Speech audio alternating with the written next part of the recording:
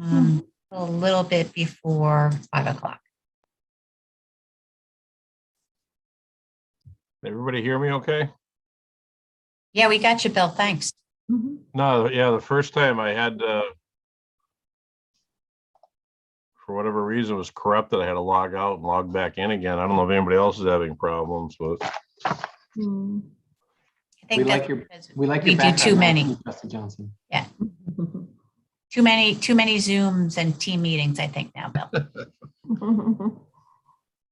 I usually don't have problems, but I don't know, a lot like locked up and I had to drop out of everything and re-go in. I don't know, whatever. I'm not a computerologist, so like.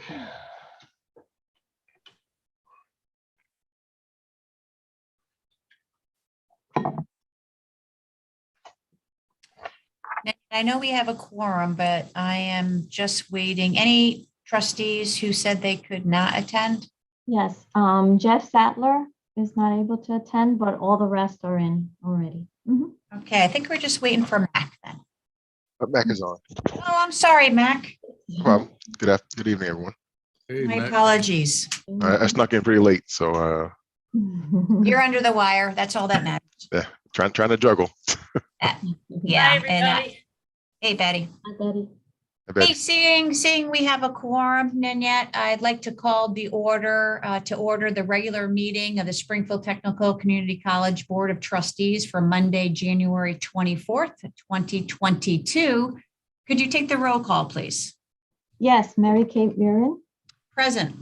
Janae McDonald, Present. Betty Sposito, Present. Monique Seldom Riley, Present. Maurice Lindsay, Present. Samalit Hogan, Present. Bill Johnson, Present. Norm Roldan, Present. Jeff Sattler, it's not in, and Max Starks. Present. Thank you. Great, thank you. We do have a quorum, so I appreciate that. Do I hear a motion to approve the minutes of the Board of Trustees and Trustee meeting from November 22nd, 2021? So move. Bill Johnson, second. Discussion.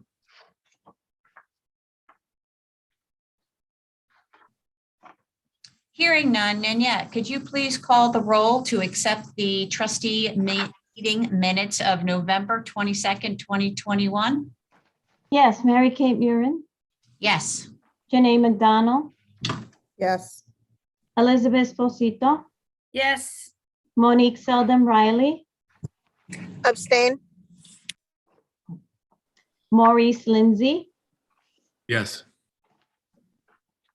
Samalit Hogan, Yes.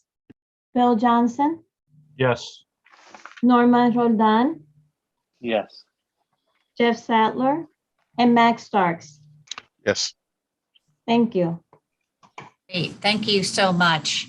At this time, I'm going to turn it over to Dr. Cook. We do have the Commissioner of Higher Education, Dr. Carlos Santiago, present today, and we're really excited, sir, to have you with us. But let me turn it over to you, Dr. Cook, first for the introduction. Appreciate that, Madam Chair.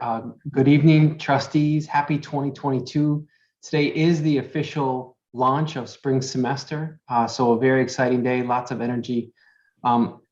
Again, there's much to get to with the agenda, but I'm thrilled tonight to welcome our Commissioner of Higher Education, as our chair said, Dr. Carlos Santiago. Let me share for the Commissioner a little bit of the room here, the Zoom room, so he can get acclimated, and then let me share for our trustees in particular a little bit about the Commissioner. So Commissioner, you'll find our board is here. We have a wonderfully active and participatory group. STCC is a place that tends to never lack for quorum, so great participation. We also have, Commissioner, our senior leadership team.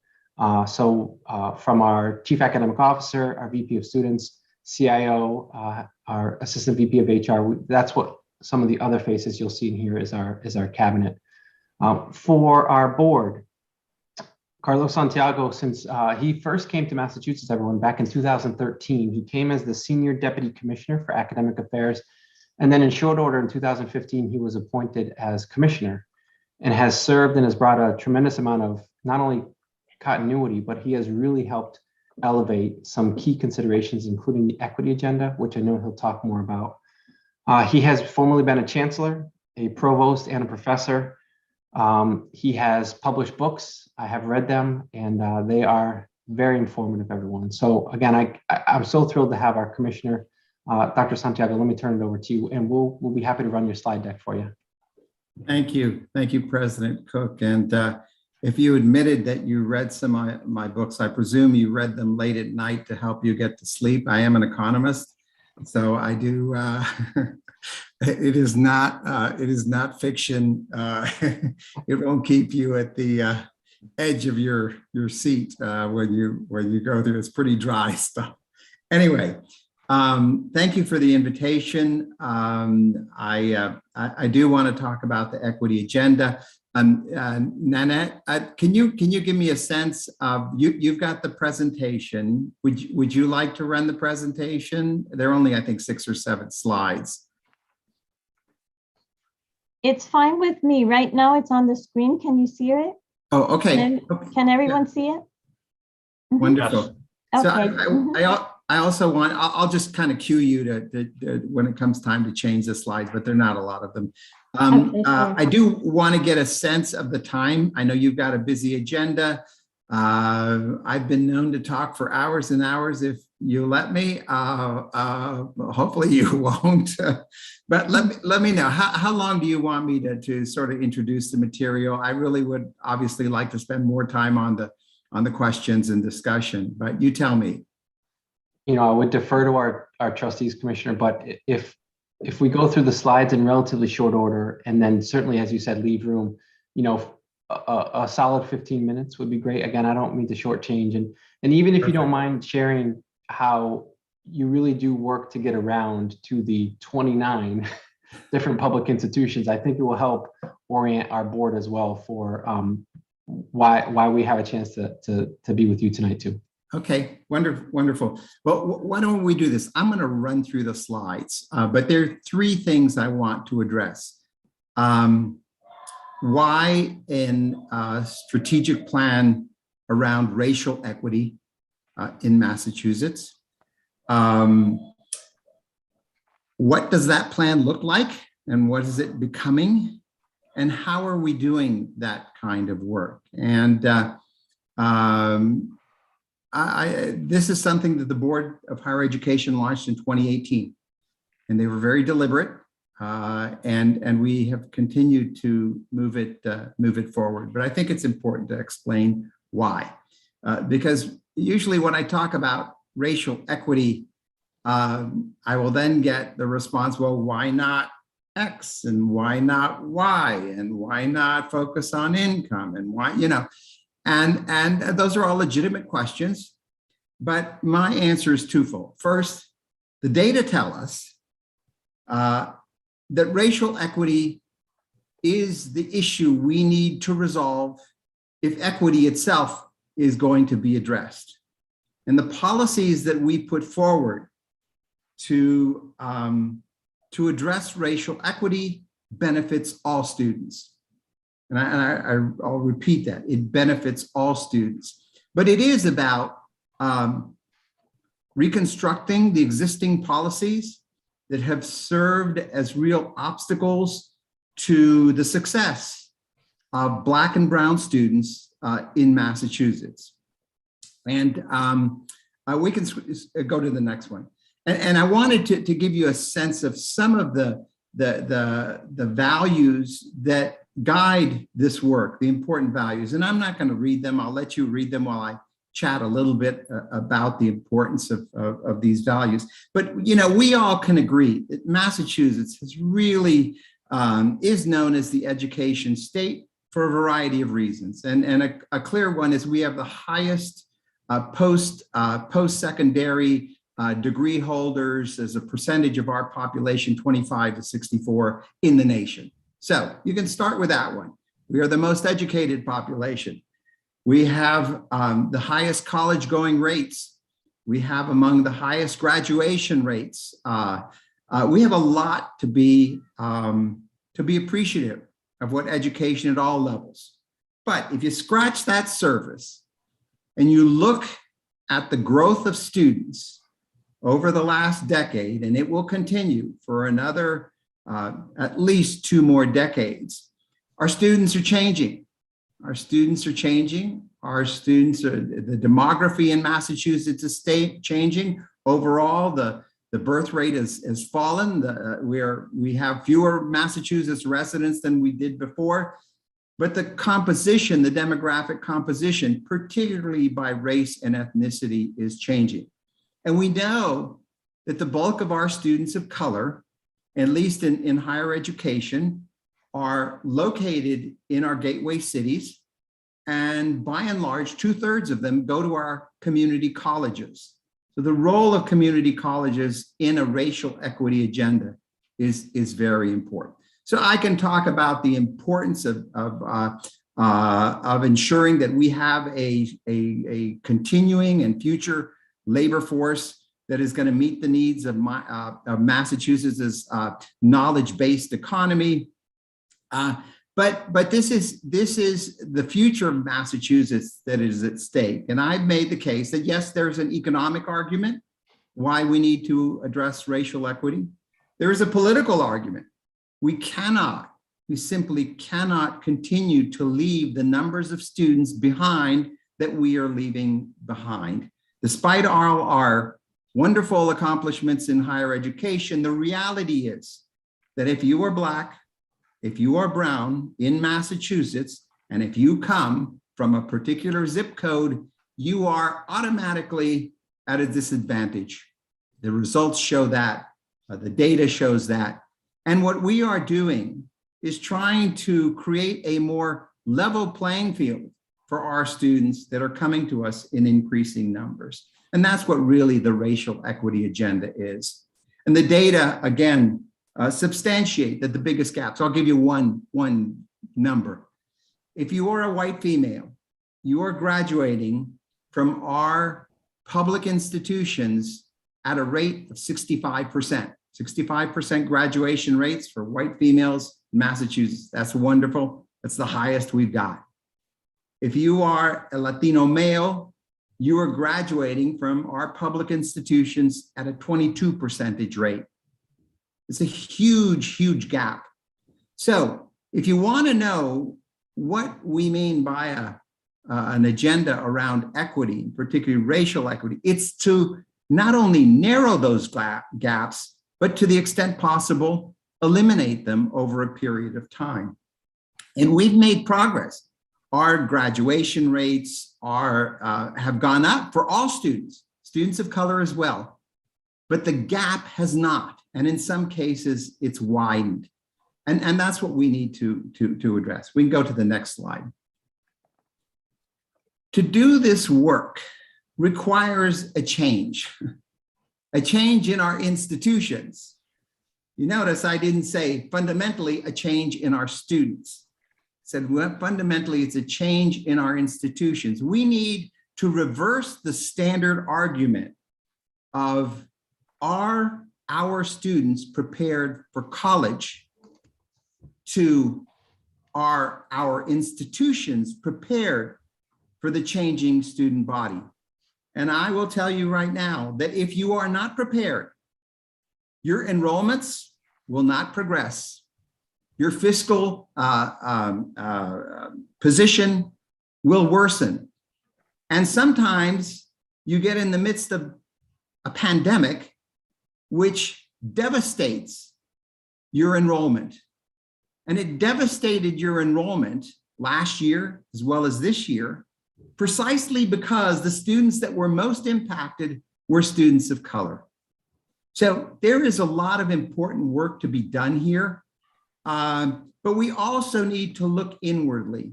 You know, one of the things that I really pushed in the Department of Higher Education is you can't do this work. We can't do this work as an organization if we don't have the mindset and we don't have the difficult conversations and we don't engage on a road to racial reconciliation. You can't do this work. You simply can't address it. in a meaningful way. So our organization, the department, has had to change itself. We can go through the next couple of slides as well. And one of the things that we have done is really internal communications and professional development. And we started that professional development by getting external specialists. The University of Southern California has a race and equity center. We got the head of the very distinguished head of that center to come to talk to our staff, to begin a conversation about our having difficult conversations around race. But it does need to change the way organizations operate, the hierarchical level. We looked at the data of our organization and we found, lo and behold, the top echelons of management of the Department of Higher Education are largely white. The bottom levels of the clerical staff and others are largely Black and brown. And we had to start with a serious conversation about voice. Who is speaking for the department and who is having their voice heard? And this was an important conversation. It had to do with supervisors and how they treat their staff and who they listen to and how they allow the staff to express their positions. The other element of this professional development is whenever we question a policy, and I'll give you a number of examples. We have questioned a lot of our policies. Whenever we think about the work that we do, we always put the student first. We always ask how what we are doing is going to impact the students. Is it going to help them? Sometimes we think we're helping them, and actually we're not. And that's what we have to do and be as an organization. We can go to the next slide. So it has a lot of components to it. And here you see some of the conditions, some of the cultural conditions. We have to change the way we talk about students. We have to quit talking about students as if we talk in a deficit. Everything is deficit. These students bring to us significant cultural wealth that we need to understand. And it could be linguistic wealth, could be a variety of areas. We need to embrace that, understand that, and work with the students to go forward. This morning, I was giving a talk to department chairs in the community colleges. That's part of their professional development. And I said, think about this. You're considering going to college. You want to go to college. High school hasn't quite given you the motivation fully to embrace a college kind of going career. There's no one in your family that's been in college, no one in your family that really understands, that can explain to you what college is all about.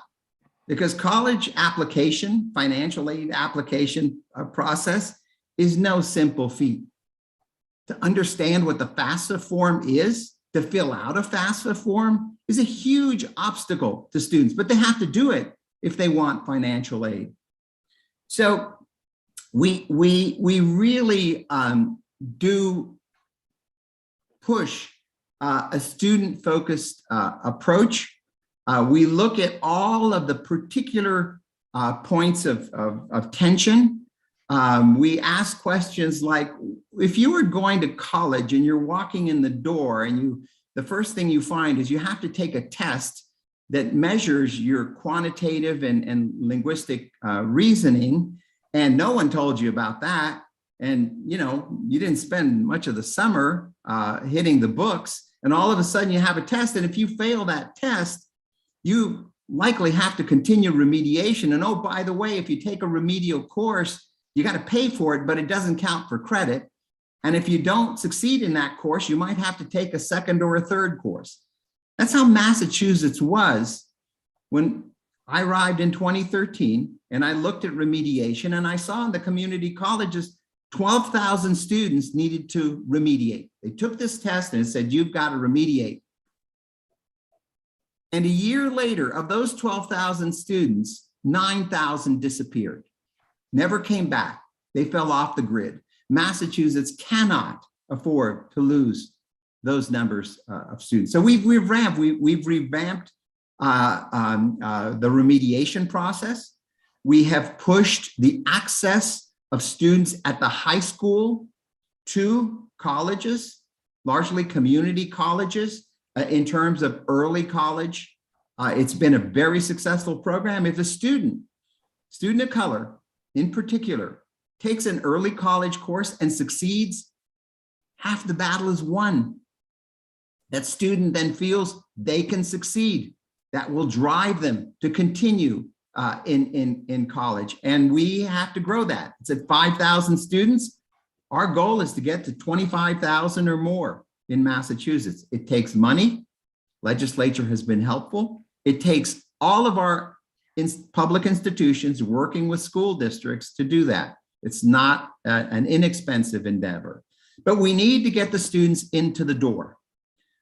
When they're in the door, we need to retain them, and we need to make college affordable. Mass Grant Plus, the biggest increases in Massachusetts financial aid has happened the last 3 years. Before that, it hadn't increased in 25 years. It is now around 135 million. I think in the governor's budget, which will come out next year, we are hopeful it will be up to 160 million. The legislature has been very helpful. But before we applaud ourselves too much, other states put in a lot more. For example, in New Jersey, population, similar income levels to Massachusetts, a little larger, but not by much. They put in $400 million. Tennessee puts in more than we do. So we are dealing with affordability, but there's a lot more to do. Then we need to ensure that students can transfer if they want to go to a four-year institution. We had to revamp the transfer system and basically assure that any community college student that took a course at our public institution could transfer that course in the major and in general education requirements to any other public institution. And we now have 13,000 courses which meet that criteria. The state universities, we oversee admissions policies, and admissions policies were SAT based. And we know that a lot of the students of color were not succeeding on that basis. So a lot of our state universities have gone SAT optional, and lo and behold, they have become more diverse, and lo and behold, they are succeeding at the same rates as students who took the SAT. So the question is, what did the SAT do? In many respects, it served as a barrier. We have to retain these students. We've got to get them on the road to graduation. But something else has occurred. We used to think that it was all, if you could make college affordable, all the other problems would go away. Well, new things have jumped on the horizon. Students of color in particular are facing things that many of us who've been in the academy for years never imagined that college students would face.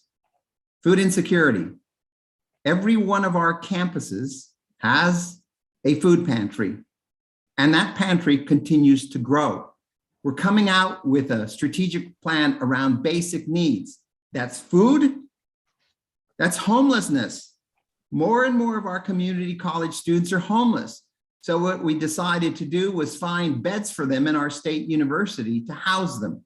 And that has worked well, but there are not enough beds. With COVID, and something else dropped on our laps: mental health issues. Mental health issues are decimating our student population. These are serious issues. The support services that the community colleges now have line item funding for have been very important. We need to increase the capacity to provide support services. We need to continue to grow the group of staff, professionalize that group, and reach the students, reach them where they are. So that's a huge undertaking, but without that, we're not going to retain the students. We're not going to graduate them. And the decline in enrollment in the midst of COVID is very telling.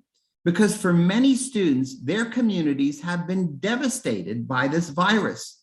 The virus has not hit our communities uniformly.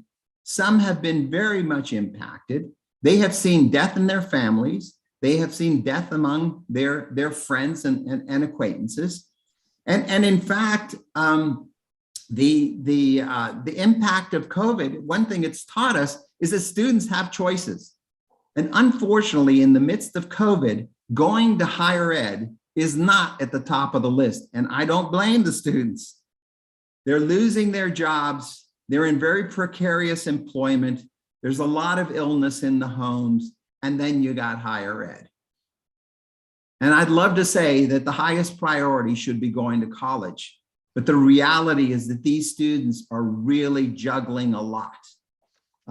Mental health issues is just one symptom of what's going on. So we can go to the next slide.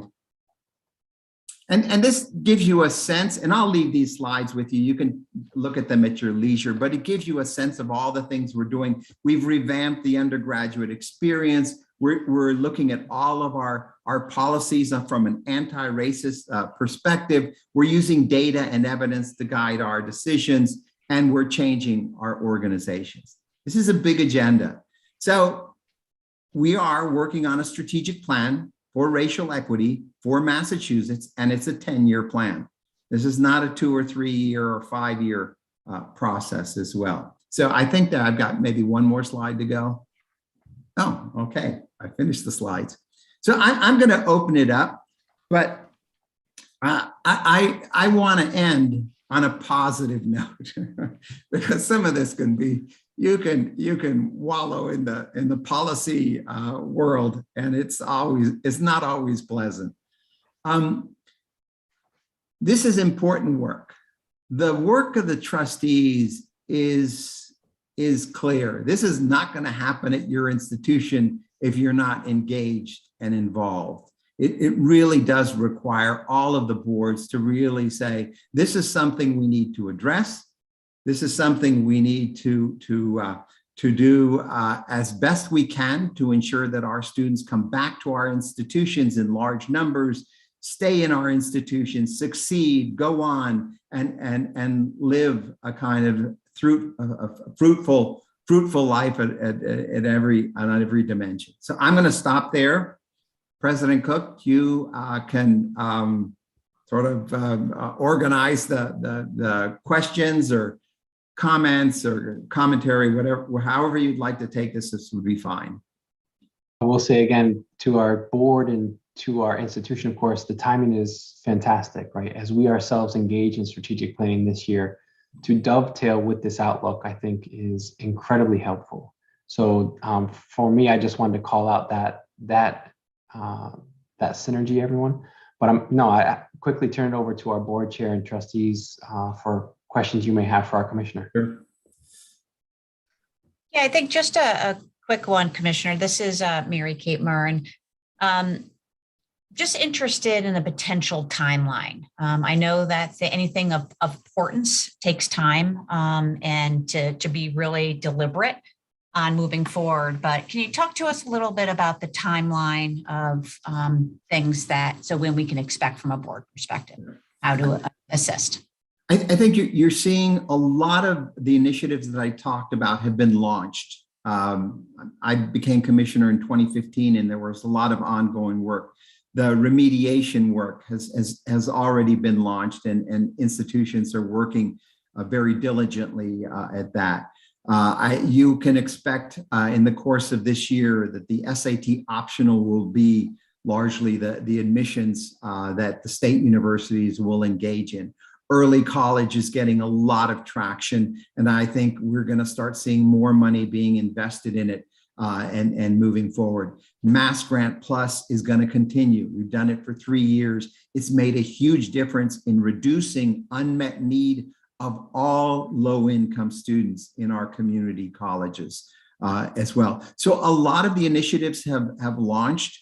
And, some institutions, some of our public institutions are farther ahead than others. Some have created cultural wealth institutes. on their campuses. The support services work that the community colleges have launched is now growing. We need to get the state universities involved in that as well. So I think, you know, the timeline, I think we will see some changes, certainly in policies over the next 2 to 3 years. The whole new undergraduate experience is going to be crucial, and there are a lot of new policies coming out of that. I would hope that in 5 years, we can see a marked change where some of those gaps begin to close. Great, thank you. This is Bill Johnson, Madam Chairman, if I may. Dr. Cook and the chairman are probably going to go to the medicine cabinet because sometimes I have social Tourette's, and I apologize if I say something wrong or whatever, but I just want to say I agree with you on a lot of what you said, Commissioner. We need to be accessible to all, and also we need to be help to the first generation. I'll speak for myself. I'm only second generation American. My great grandfather came from Sweden without a college education. My grandfather, I'm not sure if he had one or not. I don't think he did. I know my father did not go. And I came from a zip code that probably one would think would be advantageous, but it wasn't.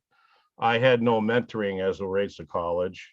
In fact, I did not go to college. I went to STCC for a technical course, which allowed me to get my appraiser's license, which enabled me to move forward for whatever I did.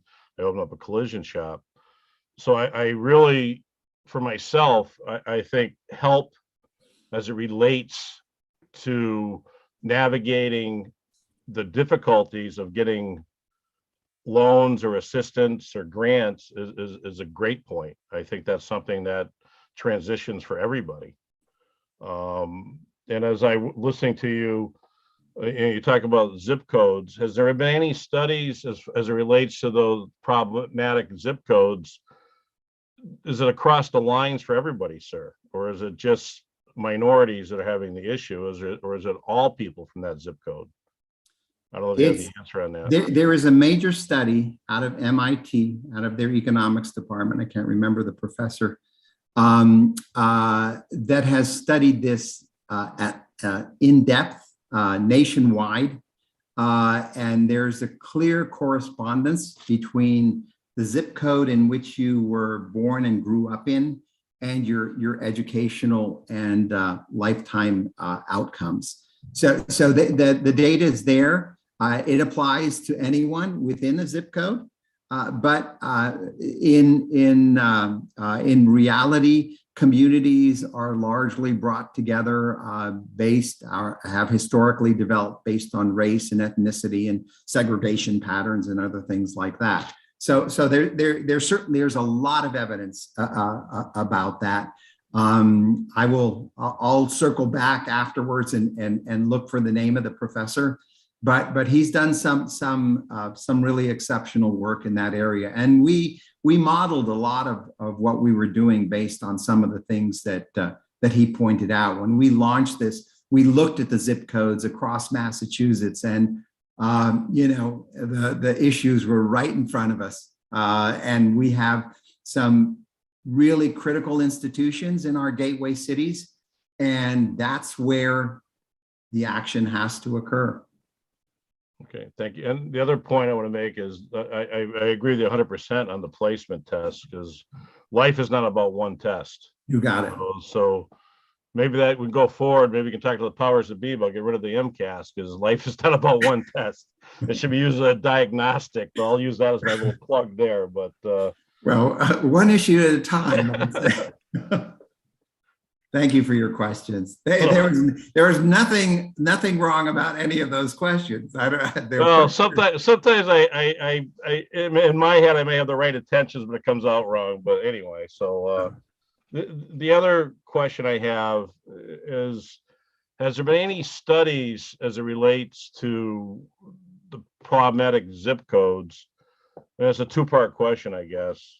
Is people with English as a second language, regardless of their race or where they're from, has that been a problem, or do you find that an issue or a stumbling block as far as Because that's what I see. You see a lot of whether any immigrants that come to the country, it seems like the first generation struggles, the second generation does a little better, then the third generation does better, and so on. You know, because technically, like I said, I'm the fourth generation in America, but only second generation American. And you know, I've done well. I've done okay. I've opened up my own business, blah blah blah, and exceeded everything my forefathers have done. I don't know if we is there a progression, I guess, instead of people just being stuck. Does that make sense on how I'm saying that? Or There is, in general, there is an immigrant progression. I think, you know, I think when you look at African Americans in this country, that progression has been very difficult from the origins. If you look at the South and what happened, I've been reading a lot about former President Grant and the Reconstruction period and all the promises of Reconstruction after the Civil War, and the backpedaling, which basically took the wealth that was generated in the South, largely by the slave population, and was not didn't provide them with the kind of means to continue to progress. And it's very clear. I mean, Grant pulled out the federal troops because he brokered a deal for the presidency back in the contested presidency back then. But we're getting into ancient history there. But well, it's ancient history, but it is history. Yes, and we are you know, the products of our history. Anyway. I'm sorry. I think I have Trustee Starks. You might have had your hand up for a question. Sure. Yes, thank you, Madam Chair. And I guess interest of time, I'll just be quick. First, I want to thank you, Commissioner Santiago, on the work you're leading here. And certainly you don't have time for my question, but it was really going to be around the beds that you said you were getting for the students. I mean, that's something that, I mean, talk about the homelessness and all that, certainly something that's real. And it's something I hadn't thought about, you know, but certainly we don't have time to get into it here, but that's kind of where my line of questioning was going to go. But thank you so much for your service here. This is very, very, very good stuff. Thank you. Yeah, and I would just answer to that. We worked out a deal with the state universities and the housing authority. The housing authority provides the support for the students, and the money for the state universities provide the money for the beds, and state universities had empty beds. So you've got Quinsigamond students living at Worcester State. You've got, you know, students from North Shore living at Salem State, and those things have been important. I'm not saying this is huge in terms of the numbers of students, but these students don't live there all the time. They need a period of time to get themselves situated to continue their education. Yeah, no, thank you. That's great support for them. That's good to hear. Thank you. Yes. Trustee McDonald, I think you're trying to get in there. Do you have a question, ma'am? I do or did. Initially, I just wanted to comment and piggyback off of the talk about the segregation and how Springfield and the public schools are one of the most segregated school systems in the nation. But my question more so was about your recommendations for closing the racial gap between executive leadership or cabinet leadership and the other departments within an institution, and maybe how something like that can be woven into a strategic plan. Yeah, I think, you know, as we are doing our strategic plan for racial equity, it has to be a major component. I just don't see any way to really address equity without the necessary internal changes that need to occur. Everything else is just kind of window dressing. And I've noticed it among my staff. I mean, I'd like to say I lead that work. They lead that work. This is what they want to do. They want to select the books that they want to read and comment and discuss. And that's really a different dynamic. And I've led, you know, 33,000 student university in Milwaukee. And this is a 66 person agency. And I don't know if I suspect it'd be harder at a 33,000 student organization, but it's just as important to do it whether you're small or large, I think. Any final questions from the trustees? I do have a quick question. I'm just, as we prepare for ourselves for these challenges, just curious as to how we, in working with like the high school seniors, for example, you mentioned in the opening there that, sometimes the challenge for the high school seniors is those who are, I imagine if you get them into an auditorium and ask, how many of you plan to go on to college? There are those who know for sure they're going to go. There's those who aren't sure whether they can go, or different obstacles and some of the key factors that you talked about there. But how best are we, between the community colleges and the high schools, be able to identify those who are likely not to get into the pipeline so that we can make things easier, or somehow try to steer them towards coming to us? So that, and then once they get to us, the second part of the question, I guess, you mentioned about making the forms and the process much easier to make sure that they don't fall by the wayside. Well, actually, the Springfield Tech and Springfield School District has a history on this. We launched a number of years ago, before I was commissioner, we launched 100 Mails to College, and it was a cohort-based approach. It had coaches from the high schools and the colleges that gave students that kind of background. We did it with a very small budget that has been, even currently has been hard to maintain, but it made a difference. I mean, we started with, I think, 50 students, and 48 of them went on to college and 2 went into the military.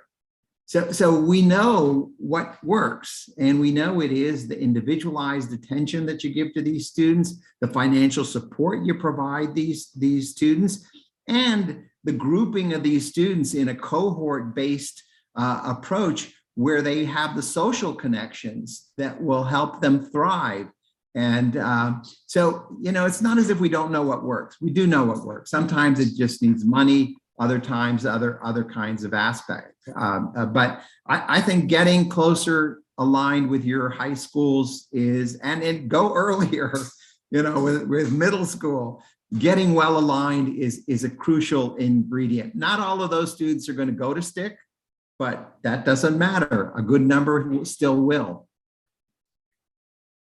Great. Commissioner, I want to, on behalf of the board, really thank you for your time. We can tell, right, that we're just scratching the surface, and this could be, as you said, a 2 or 3 hour conversation. But rest assured that the trustees on this call, the importance of equity and the mission is there, and we are looking forward to participating any way we can support that. And if we do have questions in the future, we'd love to potentially have you back to answer. Absolutely. Thank you again for the invitation. And you have a unique opportunity. You have a strategic plan that you are in the midst of launching. That's where you need to set your mark and put your objectives and how you're going to obtain them. And if we can be of help, obviously call on us. So thank you again. Absolutely. Thank you again, sir. We appreciate it. Okay. Take care. Bye-bye. Thank you. Great, thank you. So with that, Dr. Cook, I'll turn it over to you to talk about accreditation updates and the action steps. Thank you. Again, to put a fine point on that, wonderful to have the commissioner, everyone. Thank you, trustees, for your questions. With so many of them, we have a walkthrough, if you will, back to practices and actions taken by this college. So we would be happy to talk more around our efforts with and services for student mental health, for example. Some of the other ones I wrote down about early college and things like early college commerce really is that sort of 2.0 version of the 100 Mails to College that you heard the commissioner talk about. That's us going to scale 20 credits on the table for high school students at the High School of Commerce. So we absolutely can talk more in depth around any of those areas at future meetings if you'd like. Let me transition to accreditation. You'll see three notes there and certainly some information in your packet. We won't go through that here. Mostly, I want to get to the part where we are able to introduce our consultant who we have with us tonight, but a couple notes. One, the good news, the great news, in some ways it is slightly anticlimactic, and that is the college has been reaccredited, or frankly, in the language of the New England Commission of Higher Education, our accreditation continues. So we should take a minute to certainly let that sink in. That is a enormous lift that culminated with a visit. In fact, it was 2 years worth of effort to examine ourselves, develop that self-study. Trustees endorsed that. So it's good to have that. The second bullet is that NECHI has, as part of that accreditation, attached what is described as a notice of concern. In our case, it's for governance. Candidly, that is fairly unusual. And a number of you have asked for conversations with me. Where we typically see this is on fiscal matters and concerns in that area. Really, the essence, as I have emailed trustees, is that they want us to gain clarity on roles and responsibilities. That really is the fundamental piece. And so we do have this opportunity to get clear around all of that, both our internal governance structures, the role administration plays, and certainly the role that the Board of Trustees plays. So again, I won't belabor elements in there. You will see the language and the standards from NECHI themselves. You will see my letter recently this month to the chair of our all-unit Congress and an invitation to share broadly with all of our all-unit Congress stakeholders. And really, again, trying to provide some specifics on areas that we can talk and we need to talk more about. And again, you'll see that in my memo. But let me turn to an introduction. You'll see Dr. Eduardo Marti. Again, you have his resume, his curriculum vitae in your packet. Let me not go through that, but I will say again, we are thrilled to welcome him. I'll allow certainly our board chair to talk more about that process. But Dr. Marti has been a president, I believe, if you count interims, 5 times over, and certainly having been president for 10 years at Queensborough Community College in New York City. He is a wealth of perspective on this topic. So let me give a chance to welcome Dr. Marti, a chance for him to share a little bit. He has hit the ground running, and a chance for all of you to ask him questions about process. And again, we are thrilled to welcome him to the college. Dr. Marti. Well, thank you very much, Dr. Cook, and thank you, members of the Board of Trustees. Can you hear me? I'm not sure if you're, oh, okay. So for some reason, I'm not getting a feedback. So I'll trust you to tell me if you're not hearing me correctly. But anyway, thank you for the opportunity. I'm delighted to be able to try to work with you in the clarification of roles between the different groups at the institution and in internal governance. I want to make certain that, as you very well know, the notice of concern from NECHI is a very serious matter. And you are expected to have a visit next spring to demonstrate how you have addressed the issues of clarifying the different roles that the different groups have at the institution. And internal governance is a very, very elusive term if you don't have very clearly defined structures. And it starts with the Board of Trustees. Yours is a little bit easier because you have been prescribed by the legislature as to what is it that is within your prerogative. But it's important to revisit that from time to time and frankly, to assess how you are responding to the mandates of the state. The administration also has its own need to have a two-way avenue of communication with the rest of the employees of the institution. And I really don't like the word employee because I really believe that what we are in educational institutions are educational partners. I think that if we think about faculty and staff as the people who deliver the product, if you will, which is the educational product of the institution, the administration is really to support that process.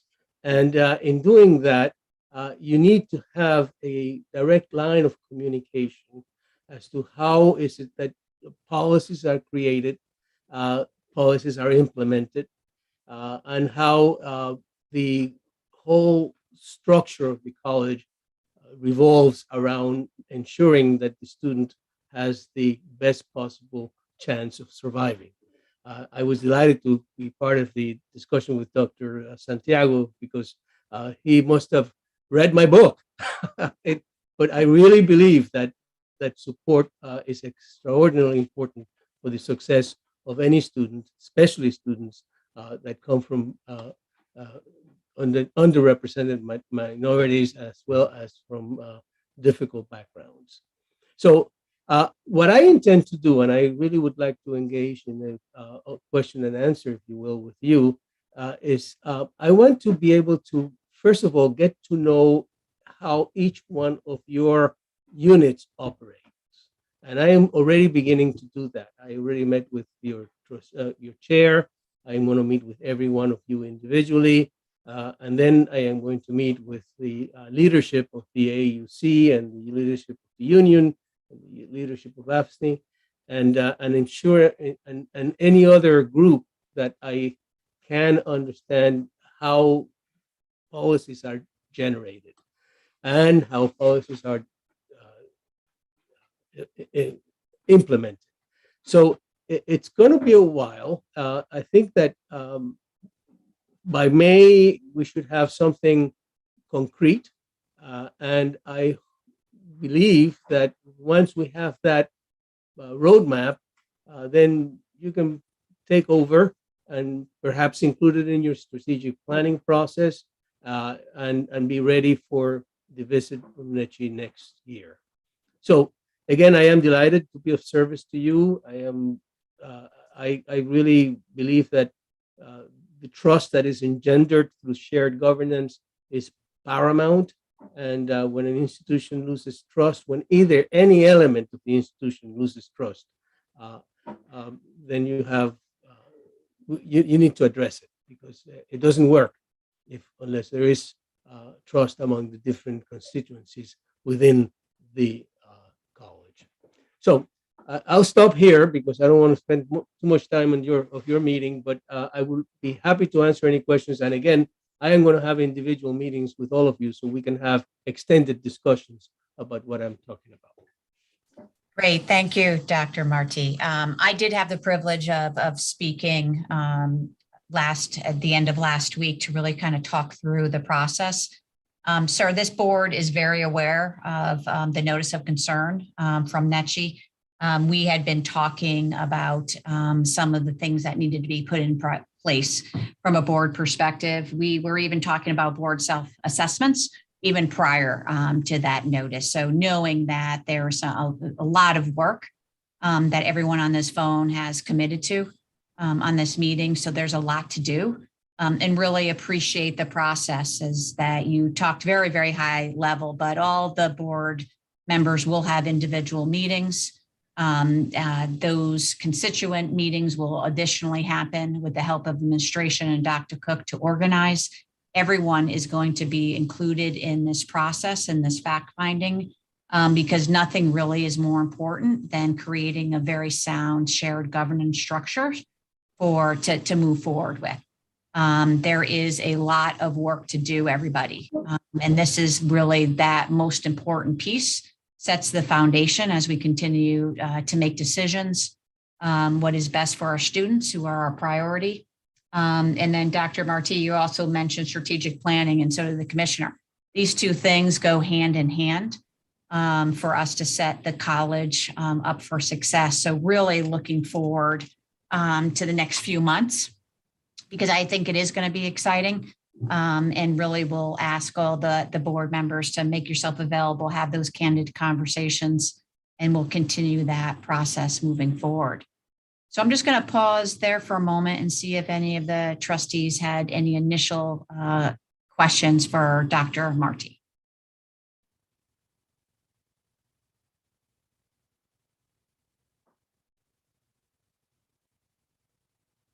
Dr. Marti, I think everyone's saving up their time for you individually.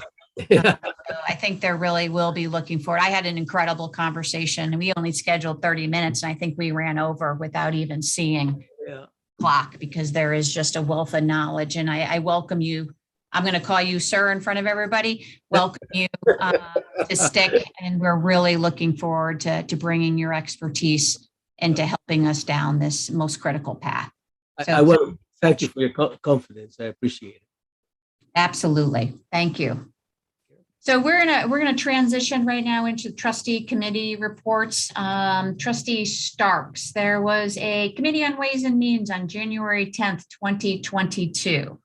Yes, Quick update? sure, Madam Chair. I'll be brief in the interest of time. So we started with our normal fiscal year 2022 first quarter trust fund and vendor expense report update, specifically for the 3 trust funds, the General Education, Health Trust, and Capital Improvements. All revenues and expenditures are as expected at this time of year. We then had a discussion and a motion on the 2021 Massachusetts Office of Student Financial Assistance report and audit. This audit is of state aid awarded through our Student Financial Services Department to our students. There were no audit findings and the college was issued a clean report. An approval motion was then made, seconded, and approved by all trustees. We then had our normal fiscal year 2022 financial update and outlook discussion focused on cash flow projections, the fiscal year 2022 revenue and spending projection, and the fiscal year 2023 budget timeline and stakeholder engagement process, which is expected to be finalized in May. We then had a facilities update led by Trustee Sadler, who shared his comfort in the structure and process in place to execute on these projects. We then finished with Dr. Cook's president perspective and adjourned the meeting. Great. Thank you so much, Trustee Starks. Appreciate it. Do I hear a motion to accept the Committee on Ways and Means January 10th, 2022 meeting minutes? So moved. Bill Second. Johnson, second. Perfect. Discussion. Hearing none, Nanette, would you please call the roll to accept the Committee on Ways and Means meeting minutes on January 10th, 2022? Yes, Mary Kate Murin, Yes. Janae McDonald, Yes. Betty Esposito, Yes. Monique Seldom Riley, Abstain? Maurice Lindsay, Yes. Samalid Hogan, Yes. Bill Johnson, Yes. Norm Jordan, Yes. Jeff Sattler, and Max Starks. Yes. Thank you. Great. Thank you. Coming out of the Committee on Ways and Means, we do have a motion for FY 2021 MOSFA report and audit. Would someone like to read the motion, please? Madam Chair, I guess I'll read it. Bill Johnson. Thank you. Move that the Springfield Technical Community College Board of Trustees, pursuant to the provisions of Section 22, Chapter 15A, approves the FY 2021 Massachusetts Office of Student Financial Assistance report and audit as presented. Do I hear a second? I'll second. Thank you, Betty. Discussion. Hearing none. Nanette, would you please call the roll to accept the FY 2021 Massachusetts Office of Student Financial Assistance report and audit? Yes, Mary Kate Murin, Yes. Janae McDonald, Yes. Betty Esposito, Yes. Monique Seldom Riley, Abstain? Maurice Lindsay, Yes. Samalid Hogan, Yes. Bill Johnson, Yes. Norm Jordan, Yes. Jeff Sattler, and Max Starks. Yes. Thank you. Great. Thank you so much. Dr. Cook, we're going into your perspective. Thank you again. Again, happy 2022, everyone. January is just flying by. On the top end, again, the year is just such a wonderful opportunity for us as a college. Strategic planning, clarity with governance. I'm very encouraged by us moving together collectively across the institution. We are also working internally, trustees, to help prepare the conditions. We had a very constructive professional day last week. We're welcoming back faculty and staff a series of workshops, like a whole conference, if you will, a keynote, also help kick off, and same conversations in these same veins, strategic planning, the elements needed, equity at the center. So again, really doing some work internally with our, and I like that term from Dr. Marti, education partners for this work. Some conversations may be helpful where you as the board may decide you want a liaison to some of these initiatives. We certainly will work through the internal external committee. We certainly have the executive committee of the chair, the vice chair, and the secretary that we can stand up, but happy to talk more about that interface with trustees on those key efforts.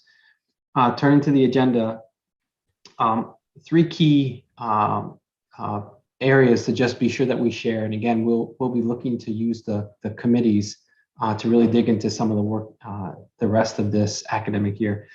On the COVID vaccination, some really good news, everyone. Where it stands with our over 700 employees is that we landed at about 97.5% vaccinated. The number of accommodations requested was under 30, to give you a sense of that.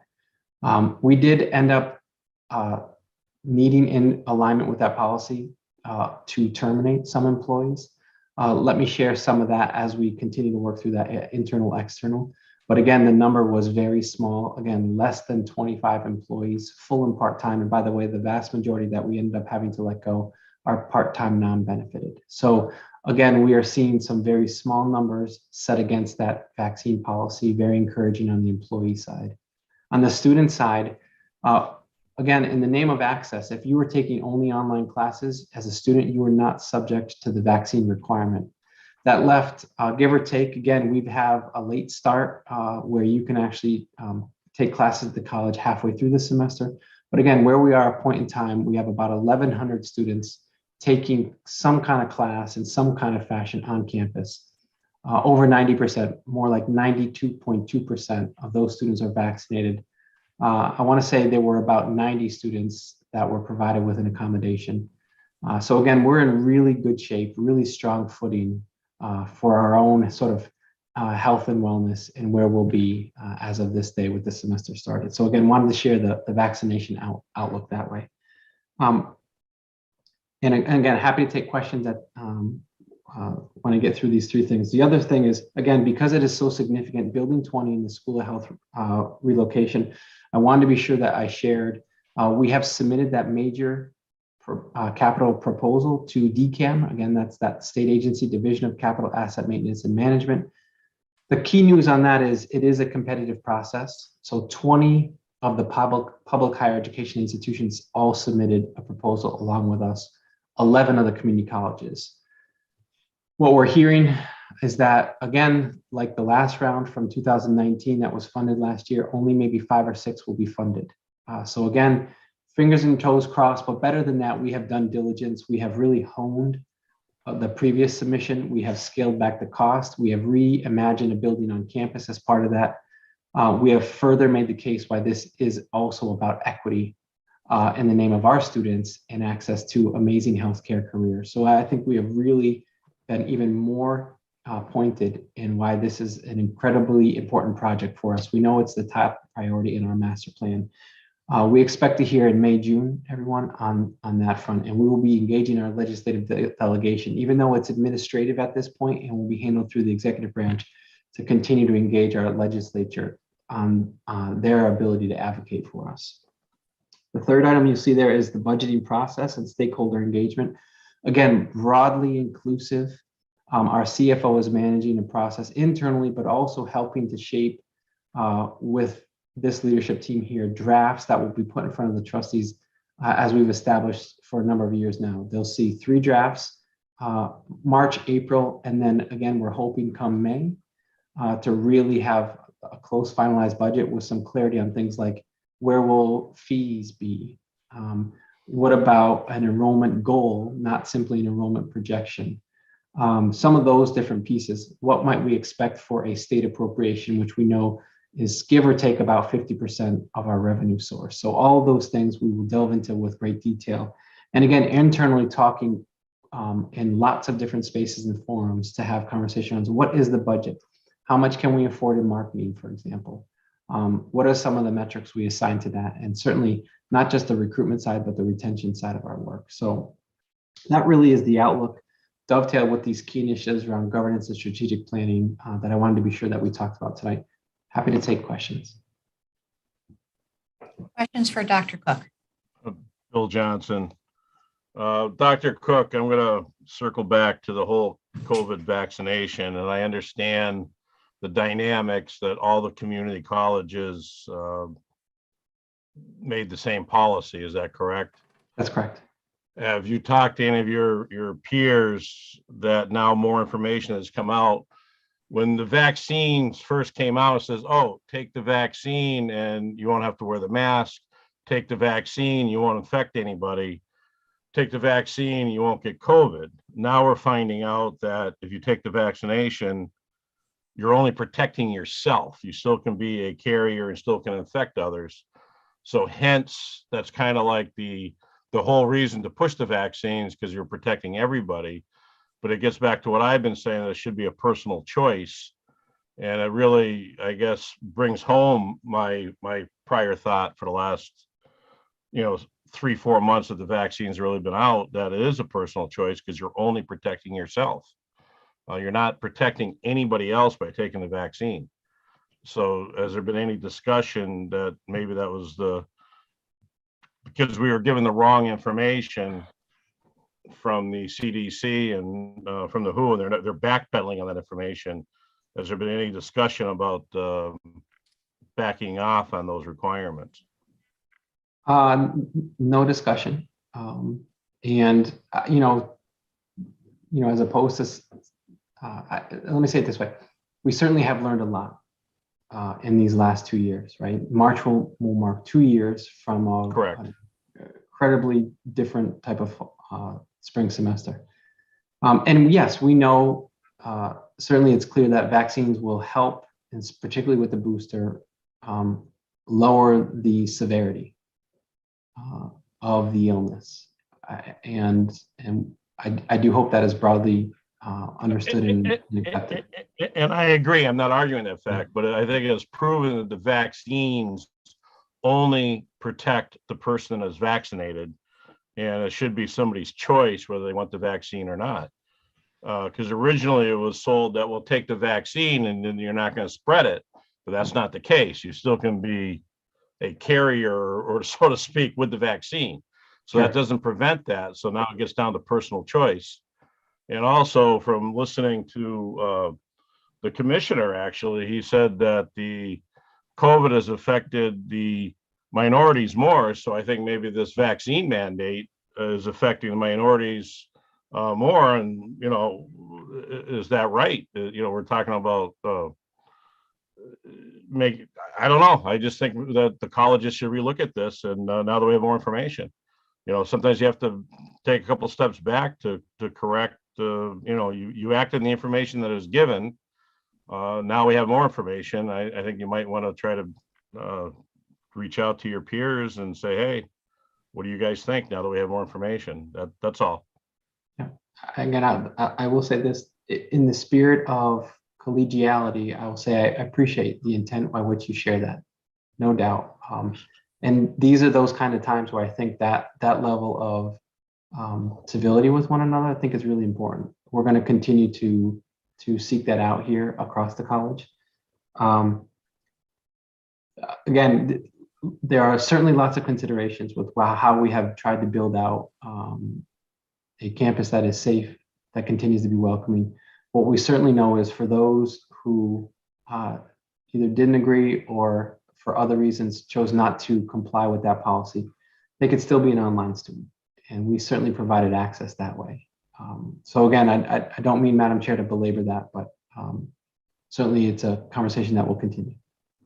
Right, and I think you're hearing that, Dr. Cook, right, is to take that under advisement when you meet with the other presidents, and I'm sure those conversations will continue to be had. For sure. So transitioning, there is no. I have a question, Madam Chair. Yes, sorry, go ahead. Also related to COVID and the vaccines.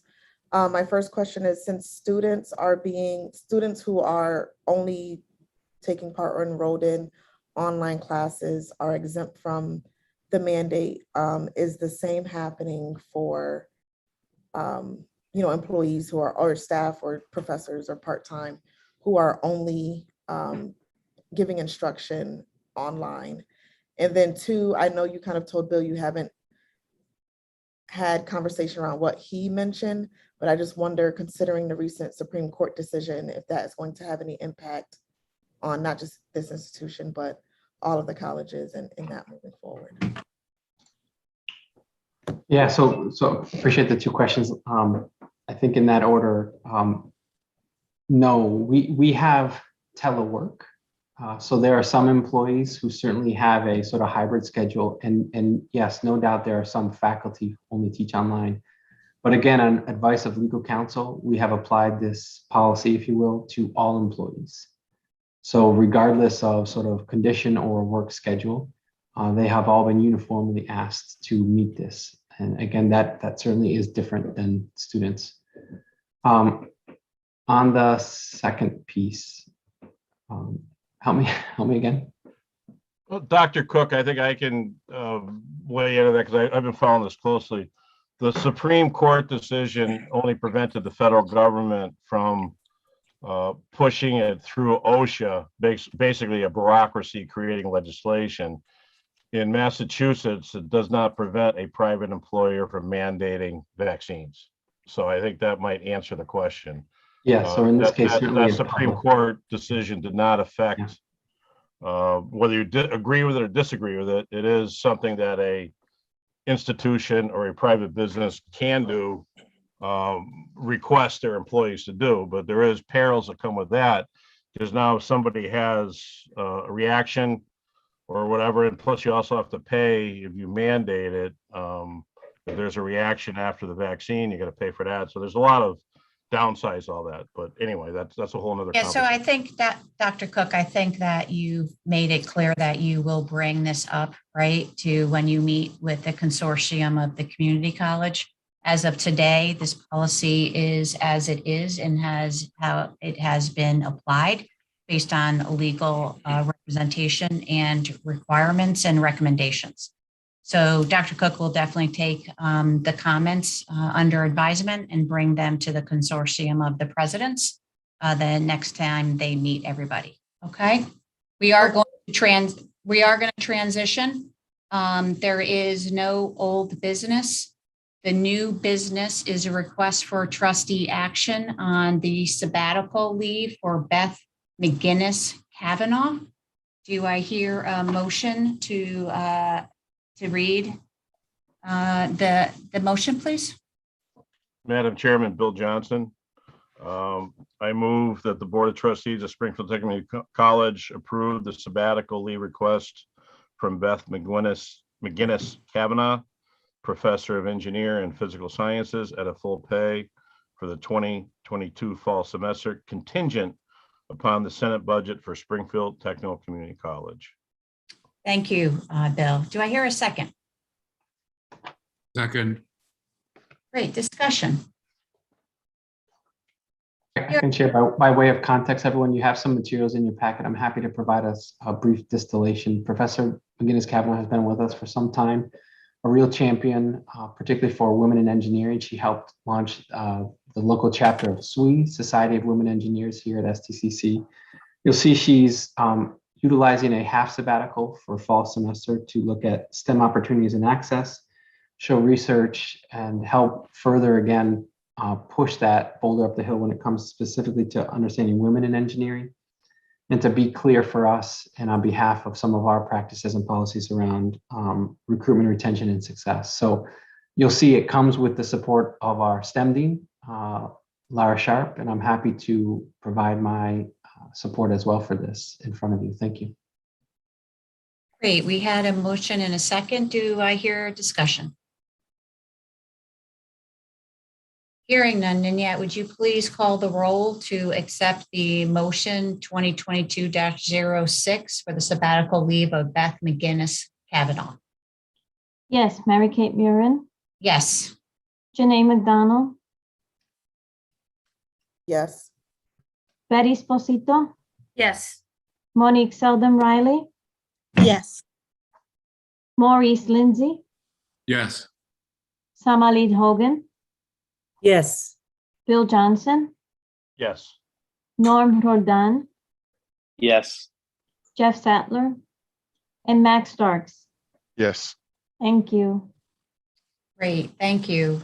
And then just a couple of comments. We heard from Commissioner Santiago and the importance of equity.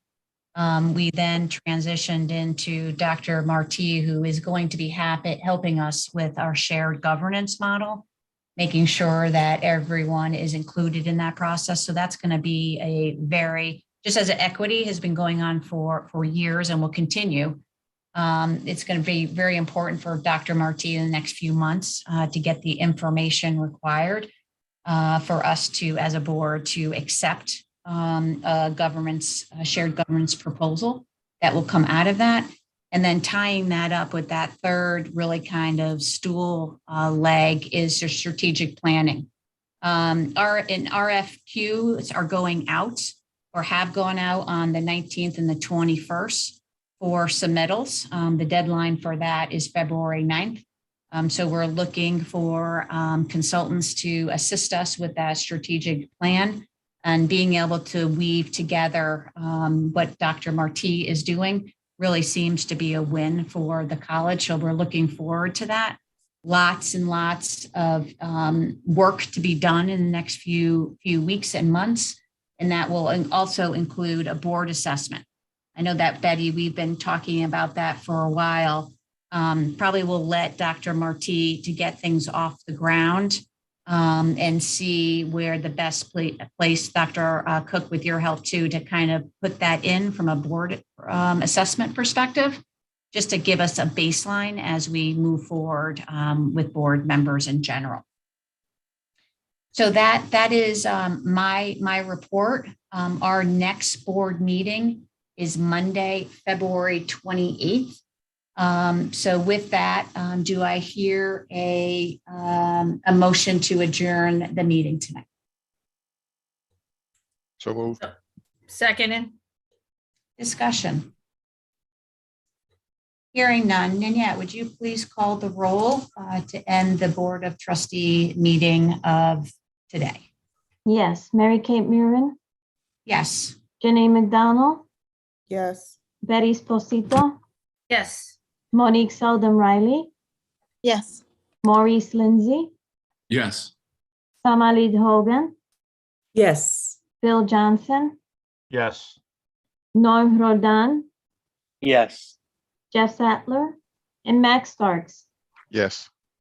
Thank you all. Good night. Great. Thank you, everyone. You have a great night, and please continue to stay safe.